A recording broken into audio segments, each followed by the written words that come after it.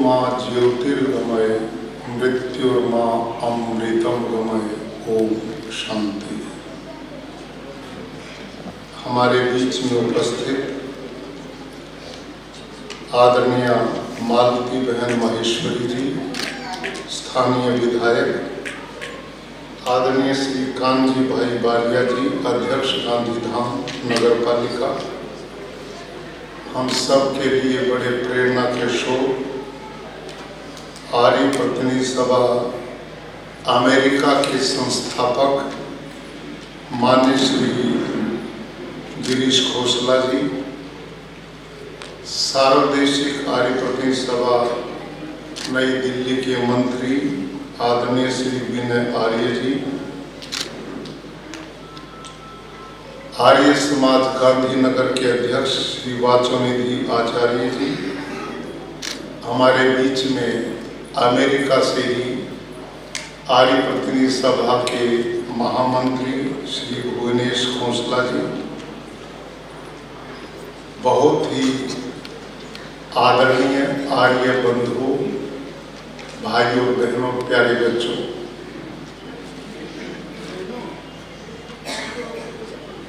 जब भुज में भूकंप आया था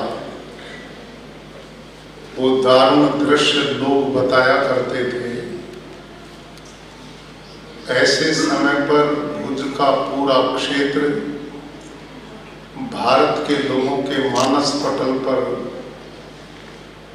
अंकित हुआ और पूरा देश यहाँ के लोगों के उस दुख में सहभागी बना और यह क्षेत्र पूरा लोगों के लिए उस समय सेवा का केंद्र बन गया था। इस क्षेत्र की जानकारी मुझे भी उसी समय प्राप्त हुई थी। आज मुझे अपार प्रसन्नता है कि पहली बार गांधीनगर में मैं आया और आज के इस कार्यक्रम में आर्य समाज के लोगों के साथ इस नगर की विभिन्न संस्थाओं ने, आप सब आदरणीय महानुभावों ने जो सम्मान दिया, जो स्नेह दिया, जो अपनापन दिया, सबसे पहले आप सबका मैं हृदय से धन्यवाद करता हूं और आपने जो स्नेह दिया उसके लिए मैं आभारी हूं।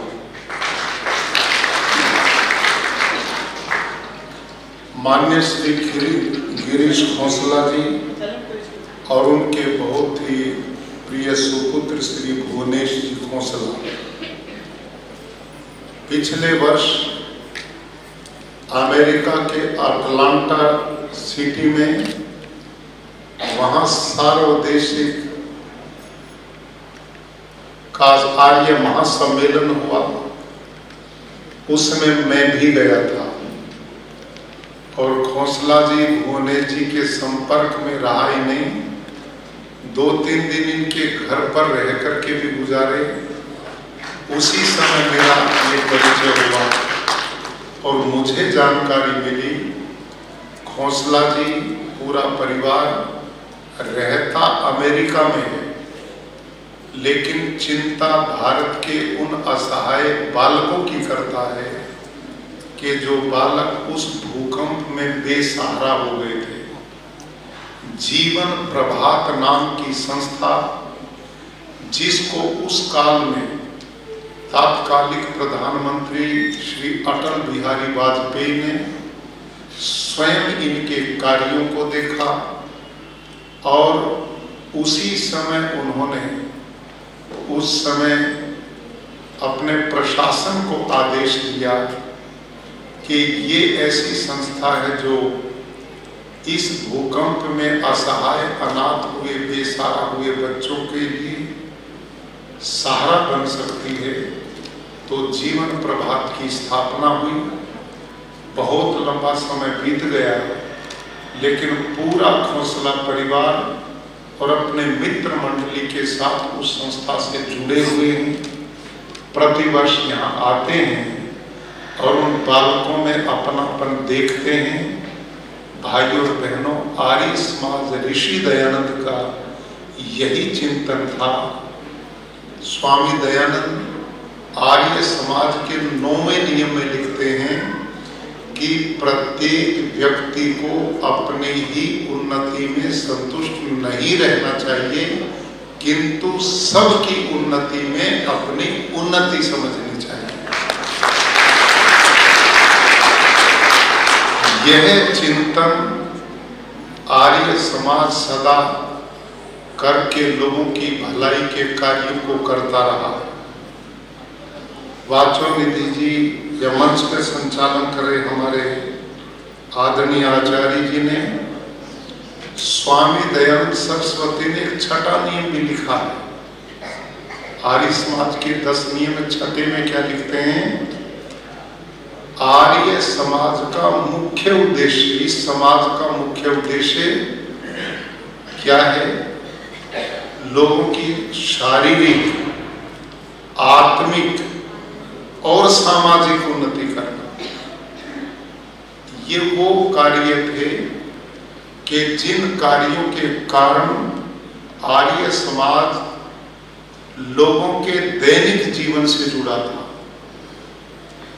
जो भी सामयिक चुनौतियां थी, जो भी सामयिक समस्याएं थी, देश समाज को आगे बढ़ने से जो गलतियां रोकती थी, आर्य समाज के लोगों ने उन चुनौतियों को स्वीकार किया और जो जो समस्याएं थी उनका निदान करने का बहुत बड़ा कार्य किया।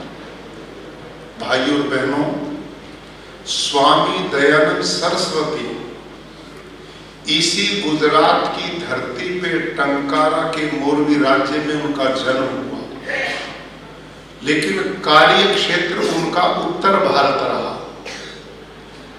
ऐसा महापुरुष, और मैं तो कहता हूं कि ये गुजरात की धरती महापुरुषों की धरती है। यहाँ समय समय पर ऐसे लोग इसने पैदा किए हैं कि जिन्होंने दुनिया से हटके काम किया। चाहे महात्मा गांधी जी रहे हो, सरदार वल्लभ भाई पटेल, जिन्होंने इस खंडित देश को, जो टुकड़ों में बटा हुआ था, 500 से ज्यादा रियासतें जिस देश में हो,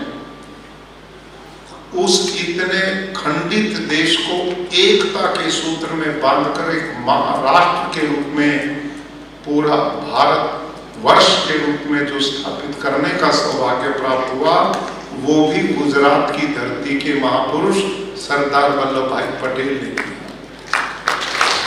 और भाइयों बहनों, सांस्कृतिक रूप से विक्षुब्ध इस भारत देश को, वैचारिक रूप से इस विश्रृंखलित भारत देश को, आध्यात्मिक रूप से टूटे हुए देश को विश्व की प्राचीन वैदिक संस्कृति से विधिवत जोड़ने का काम, वेदों की लुप्त परंपराओं को स्थापित करने का काम, वो भी इसी धरती के महापुरुष स्वामी दयानंद सरस्वती ने किया। और उन्हीं के द्वारा स्थापित ये आर्य समाज, जिसने अभी हमारे आदरणीय श्री विनय आर्य जी ने जो चर्चाएं की कि ऋषि दयानंद का चिंतन, स्वामी दयानंद का चिंतन विशुद्ध राष्ट्रवादी चिंतन था, बहुत व्यापक चिंतन था। उन्होंने आर्याभिवी ने एक पुस्तक लिखी, वैसे तो छोटे बड़े 40 ग्रंथ स्वामी दयानंद ने लिखे। उनमें एक आर्याभिवी ग्रंथ है जिसमें केवल ईश्वर की स्तुति प्रार्थना का विधान दिया है। उसमें उन्होंने सैकड़ों बार स्वराज्य शब्द का प्रयोग किया है, यानी कि भगवान से प्रार्थना करते हुए भी अंग्रेज काल में वो यही चिंतन देते थे कि कब हमें अपना राज्य प्राप्त होगा और हमें विकसित, पल्लवित, पुष्पित होने का अवसर मिलेगा। और स्वामी दयानंद सरस्वती ने एक अमर ग्रंथ, महान ग्रंथ उनका माना जाता, जिसका नाम है सत्यार्थ प्रकाश। आज उनका जन्मदिन भी।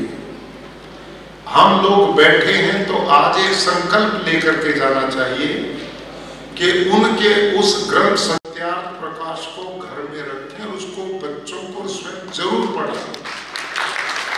आप यदि उस ग्रंथ को पढ़ जाते हैं तो आपका बहुत बड़े मस्तिष्क के कपाट खुलते हैं, एक चिंतन की धारा प्रवाहित होती है। उस व्यक्ति का समग्र राष्ट्रवादी चिंतन एक बालक के निर्माण से लेकर जीवन में जिन गतिविधियों से व्यक्ति गुजरता, सबका निदान स्वामी जी ने उस ग्रंथ में दिया है।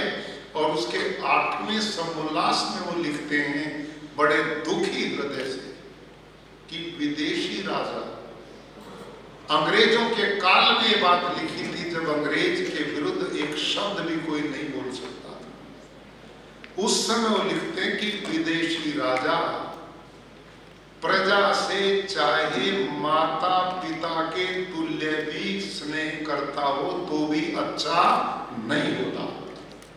ये बात लिखते हैं, चाहे माता पिता के तुल्य भी प्यार करता हो प्रजा से विदेशी राजा तो भी अच्छा नहीं होता। ये सीधी चोट उनकी अंग्रेज राज्य पर, यानी कि राष्ट्रभक्ति का भाव इतना मजबूत उनके हृदय में था। और स्वामी दयानंद के इस ग्रंथ को और उनके संपर्क में आकर के न जाने कितने क्रांतिकारी पैदा हुए। उस काल के जितने भी क्रांतिकारी थे, किसी न किसी रूप में उस समय स्वामी दयानंद की विचारधारा से बेहद प्रभावित थे। पंजाब उनका क्षेत्र था और पंजाब में क्रांतिकारी लाला लाजपत राय, उनकी जीवनी को आप पढ़ें, वो लिखते हैं कि स्वामी दयानंद सरस्वती मेरे धर्म के पिता हैं और आर्य समाज संस्था मेरी धर्म की माता है। और वो कहते हैं आज मैं जो कुछ भी इस देश के लिए कर रहा हूं, यदि स्वामी दयानंद और आर्य समाज न होते तो मैं ये काम नहीं कर पाता। ये उस समय के पंजाब के श्री लाला लाजपत राय कहते हैं। सरस्वती का जन्मदिन भी है। आज के दिन कुछ संकल्प लेकर के हम उठें कि जो मिश्र ऋषि का था हम उनको समझें, जानें, जुड़े और इस समाज और देश को आगे बढ़ाने में अपनी भूमिका निभाएं। आज जो प्यार, जो स्नेह, जो अपनापन आप लोगों से मिला, उसके लिए मैं पुनः सबका धन्यवाद करता हूँ। ओम